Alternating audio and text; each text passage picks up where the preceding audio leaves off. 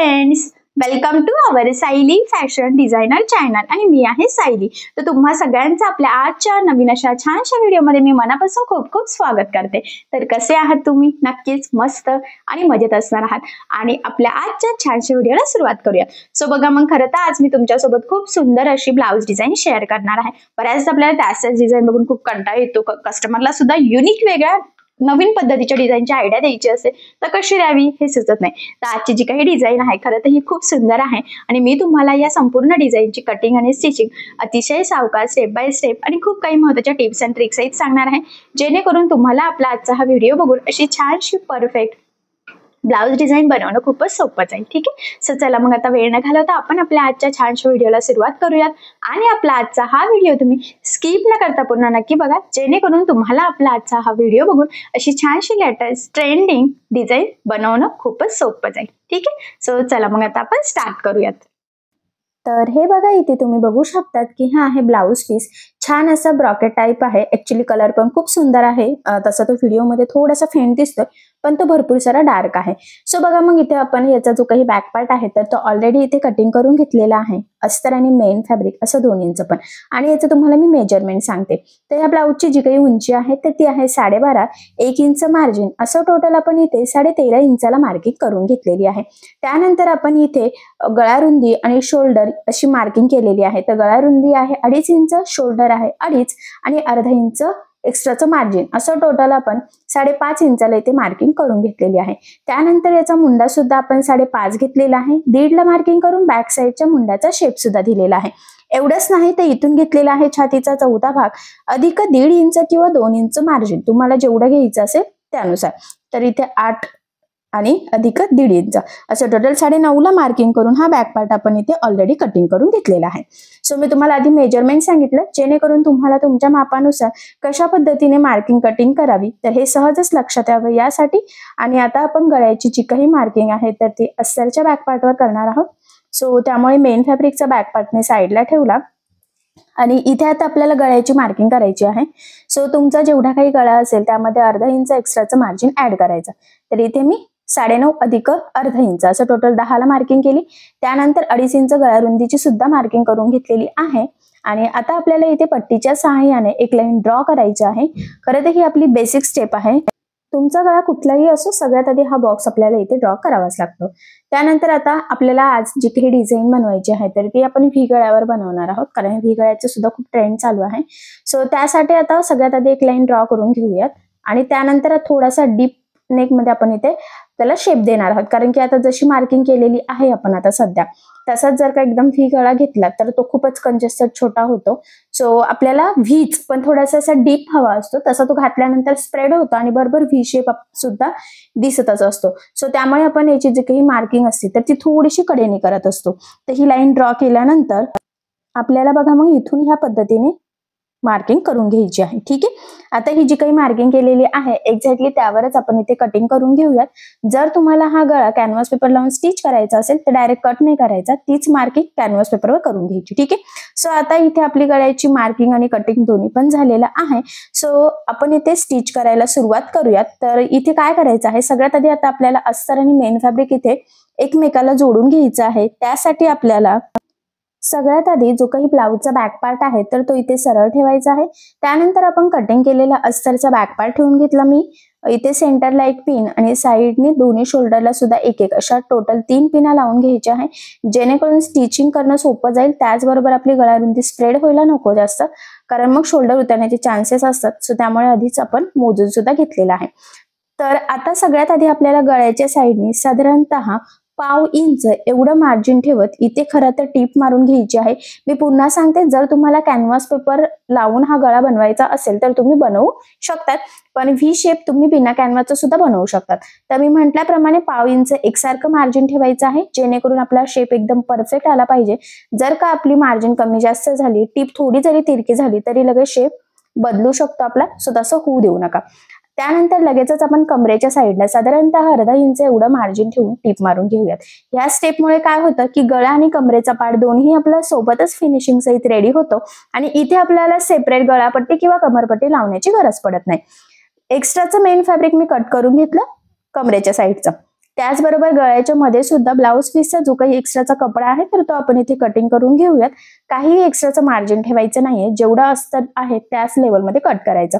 त्यानंतर गळ्याला द्यायचे आहेत छोटे छोटे कट्स, जेणेकरून ज्यावेळेस आपण हा बॅक पार्ट सरळ करू तर तो प्रॉपर फिनिशिंग सहित सरळ व्हावा. त्यासाठी खरं तर ही स्टेप मोस्ट इम्पॉर्टंट आहे. आणि आता पिना काढून घेऊयात आणि हा बॅक पार्ट आपण सरळ करून घ्यायचा आहे. सो बघा ह्या पद्धतीने अलगद आपण तो सरळ करून घेतला. त्यानंतर गळ्याच्या साईडने आणि कमरेच्या साईडने तो व्यवस्थित आपल्याला खरं तर सेट करून घ्यायचा आहे. कानेकोपरे जर गळ्याला असेल तर ते व्यवस्थित बाहेर काढायचे. आणि आता सगळ्यात आधी आपल्याला गळ्याच्या साईडला द्यायची आहे ती दाबटीप. तर बघा दाबटीप देताना अस्तरचा आतला कपडा वरती दिसणार नाही याची आपल्याला काळजी घ्यायची आहे, कारण की फिनिशिंगसाठी ही स्टेप आपली मोस्ट इम्पॉर्टंट आहे. जर का अस्तरचा कपडा वरती दिसला तर गळ्याचा शेप बिघडतो, फिनिशिंग अजिबात छान दिसत नाही. आणि बिना कॅनव्हास पेपरचं म्हटलं की संपूर्ण आपल्या गळ्यावर डिपेंड असतं मार्जिन, दाबटीप वगैरे. सो त्यामुळे त्याची काळजी घ्यायची.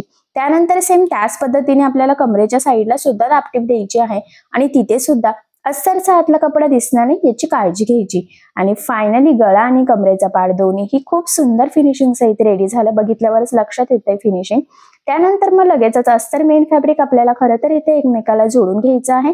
हे जोडताना कुठेही गोळा होणार नाही, तिरकं जाणार नाही, या छोट्या मोठ्या गोष्टींची आपल्याला इथे खरं तर काळजी घ्यायची आहे. आणि मी म्हटल्याप्रमाणे मार्जिन जेवढं शक्य आहे तेवढं कमीत कमी सुद्धा आपल्याला इथे पकडायचं आहे. त्यानंतर आता जे काही आपलं एक्स्ट्राचं आहे ना मेन फॅब्रिक तर ते आपण इथे कट करू. परफेक्ट मापाचा बॅक पार्ट रेडी करूयात, कारण की तुम्हाला सगळ्यांनाच माहित आहे अस्तरवर आपण परफेक्ट कटिंग करत असतो आणि ब्लाऊज पीसचा कपडा आपण थोडंसं एक्स्ट्राचं मार्जिन ठेवून कटिंग करत असतो. खरं तर त्यामुळेच मग इथे सगळ्यात आधी आपल्याला ह्या पद्धतीने जोडून एक्स्ट्राचा कट करून परफेक्ट मापाचा बॅक पार्ट रेडी करायचा असतो आणि तो फायनली आपला इथे रेडी झालेला आहे. आता आपल्याला इथे पुढची डिझाईन बनवायची आहे. सो ती बनवून घेऊयात आणि त्यासाठी उरलेला जो काही ब्लाऊजचा कपडा आहे तर तोच इथे आपण खरं तर यूज सुद्धा करणार आहोत. जर तुम्हाला काट असेल किंवा कॉन्ट्रास्ट साडीचा कपडा असेल तर तो यूज करू शकता तुम्ही. ठीक आहे. इथे खरं तर आता आपल्याला व्ही शेप कसा खाली डायरेक्ट मॅच होतोय तर याची थोडीशी इथे अंदाज घ्यायचा आहे आणि ह्या पद्धतीने मी किंचितशी लाईन कर्व मध्ये थोडीशी ड्रॉ करून घेतलेली आहे. ठीक आहे. आता मी म्हटल्याप्रमाणे जो काही थोडाफार आपला ब्लाऊजचा कपडा उरलेला असेल तर त्याच्या आपल्याला इथे छोट्या छोट्या पट्ट्या कट करून घ्यायच्या आहेत. तर 2 मोठ्या आणि 2 थोड्याशा मीडियम साईजच्या म्हणजे छोट्या, तर तुमच्या लक्षात येईलच. हे बघा 1-1 इंचाच्या पट्ट्या म्हटलं तरी सुद्धा चालेल. या 2 कट करून घेतल्या आणि त्यानंतर आता आपल्याला 2 छोट्या लागणार आहेत. तर मग मी 2 छोट्या इथे कट करून घेते. तर बघा दोन्ही सोबतच करायचं म्हणजे आपल्याला थोडासा अंदाज पण येतो, कारण सेमच झाल्या पाहिजे ना त्या, म्हणून. आणि आता ह्या कट करून झाल्यानंतर फोल्ड करून आता आपल्याला इथे चपटी पट्टी तयार करून घ्यायची. बघा दोन्ही साईडने फोल्ड आणि मग पुन्हा एकावर एक. आणि याची जी काही रुंदी आहे ना तर ही आता सगळ्या पट्ट्यांची सेमच राहू द्या, म्हणजे मग फिनिशिंग मेंटेन राहील आपली. आणि अगदी सोपी पद्धत आहे खरं तर पट्टी बनवण्याची ही. हे बघा पुन्हा अजून एक बनवून घेऊयात. मी म्हटलं ना टोटल आपल्याला 4 लागणार आहेत. खरं तर 2 मोठ्या आहेत आणि आपली जी काही एक बाकीच्या उरलेल्या 2 आहेत तर त्या जरा छोट्याशा आहेत. ठीक आहे. आणि 2 मोठ्या. आता जशा त्या 2 बनवल्या ना सेम त्याच पद्धतीने ह्या सुद्धा बनवून घ्यायच्या आहे. फक्त मी म्हटल्याप्रमाणे जी काही चपटी पट्टीची रुंदी आहे ना तर ती सेम राहील याची थोडी आपल्याला काळजी इथे खरं तर घ्यायची आहे. आणि बघा मग फायनली आता आपल्या ह्या 4 पण पट्ट्या इथे रेडी झालेल्या आहेत. थोड्याशा आपण मोठ्याच इथे खरं तर कट केलेल्या आहेत आणि त्या कुठे लावायच्या आता हे मी तुम्हाला सांगते. खरं तर साईडचं जर किंचितचं वर खाली असेल तर ते कट करून मी इथे व्यवस्थित सेम करून घेतलेलं आहे. आणि त्यानंतर हा बॅक पार्ट घेतला. बघा एक खाली सेट करायची आहे क्रॉस मध्ये. आणि ती व्यवस्थित एकाच लेवलमध्ये आपल्याला मोजून पट्टीनी मोजून सेंटरला बरोबर लावायची आहे. अशी वर खाली तिरकी वगैरे व्हायला नको. जर तिरकी वगैरे झाली तर मग फिनिशिंग आपली बिघडणार आहे. तर बघा मग मी बरोबर टेपनेच मोजून घेतलं आणि चॉकने मार्किंग केली, म्हणजे आपल्याला टिप मारताना अंदाज येतोय. त्यानंतर वरती डिस्टन्स किती आहे परत ना त्याची पण मार्किंग करून घ्यायची आहे परत आणि ह्या पद्धतीने सेट करायच्या. आता इथे आपण ना जे काही आपल्या पिन आहेत ना तर त्या इथे लावून घेऊयात, जेणेकरून आपल्याला पुढचं जरा असं टीप वगैरे मारणं सोपं जावं यासाठी. नाही तर थोडं जरी हल्लं ना तर त्या पट्ट्या तिरक्या लागल्या जातील आणि सगळं लुकच बिघडेल. त्यानंतर वरच्या साईडला सुद्धा एक लावायची आहे आणि खरं तर ती आपल्याला खाली ह्या पद्धतीने एकमेकाला थोडीशी मॅच करायची आहे. ठीक आहे. तर ह्या पद्धतीने व्यवस्थित सेट करून घेतलेले आहे. तर पुन्हा थोडंसं आपण डिस्टन्स मोजून घेऊयात, जेणेकरून मी म्हटल्याप्रमाणे कमी जास्त व्हायला नको दोन्ही साईडचं. आणि चॉकने मार्किंग करायची. मार्किंगचा फायदा हा आहे की टिप मारताना जरी हल्लं तरी आपल्याला कुठे टिप मारायची आहे हे लक्षात येईल.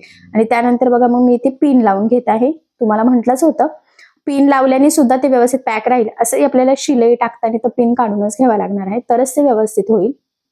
आणि तुम्हाला जिथे जिथे वाटत असेल तिथे तिथे तुम्ही पिना ह्या लावून घ्यायच्या आहे. तर बघा इथे ना दोन्ही पण आपल्या ज्या काही पट्ट्या आहे ना तर त्या बरोबर एकावर एक येत आहे. तर ते व्यवस्थित सेट करायच्या आहेत आणि दोन्हींना सोबतच इथे आपण लावून घेतलं आहे. ठीक आहे. सेम त्याच पद्धतीने दुसऱ्या साईडला पण ते दोन व्यवस्थित सोबत येत आहेत. तर तिथे पण आपण पिना लावून घेऊयात. आणि पिना लावल्याने काय होईल की आपल्याला ते जोडणं टिप मारणं सोपं जाईल. ते व्यवस्थित एकाच लेवलमध्ये लागले जातील आणि सगळ्यात इम्पॉर्टंट म्हणजे फिनिशिंग खूप सुंदर आहे. ठीक आहे. सो बघा मग आता इथे व्यवस्थित डबल टिप देऊन लॉक करायचं आहे.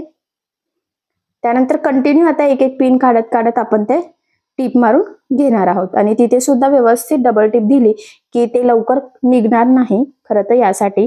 आणि आपण ना चॉकच्या साहाय्याने मार्किंग केली होती, त्यामुळे मग अजिबात टेन्शन नाहीये वरखाली होण्याचं वगैरे.